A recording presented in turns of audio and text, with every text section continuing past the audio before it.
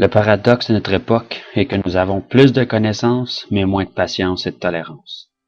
Des autoroutes plus larges, mais des points de vue plus étroits. On dépense plus, mais on a moins. On achète plus, mais apprécie moins. Nous avons de plus grandes maisons, mais des plus petites familles. Plus de commodités, mais moins de temps. On a plus de diplômes, mais moins de sens. Plus d'éducation, mais moins de jugement. Plus d'experts, mais plus de problèmes. Plus de médicaments, mais moins de bien-être. On boit bien trop, on fume bien trop, on dépense sans réfléchir, puis on rit pas assez. On conduit trop vite, on se fâche trop, on se couche trop tard, puis on se lève trop fatigué. On lit pas assez, on regarde trop de TV, puis on ne médite pas assez. Nous avons multiplié nos possessions, mais perdu nos valeurs. On parle trop, aime trop rarement, puis haït trop souvent. On a appris à gagner sa vie, mais pas à la vivre. Nous avons ajouté des années à la vie, mais pas de vie aux années. Nous sommes allés sur la Lune, mais il nous est difficile de traverser la rue pour rencontrer un nouveau voisin. Nous avons conquis le cosmos extérieur, mais pas notre carrosse intérieur.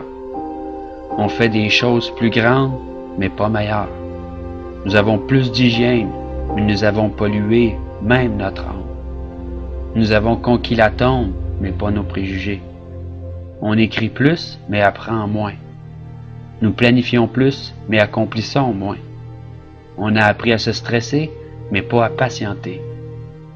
Nous construisons des ordinateurs pour retenir plus d'informations, produire plus de copies que jamais auparavant, mais nous communiquons de moins en moins. Nous sommes à l'ère de la restauration rapide, mais de la digestion lente. Des grands hommes, mais des petites personnalités. Des profits records, mais des relations superficielles. Nous sommes à l'ère de 2 revenus, mais avec plus de divorces. Des maisons plus fancy, mais avec des foyers brisés. Nous sommes à l'ère des courts voyages, des couches jetables, des basses mœurs, des nuits sans lendemain, de l'obésité et des pilules qui font n'importe quoi, de donner du pep à endormir, à tuer. Nous sommes à l'ère des showrooms bien remplis avec des entrepôts vides.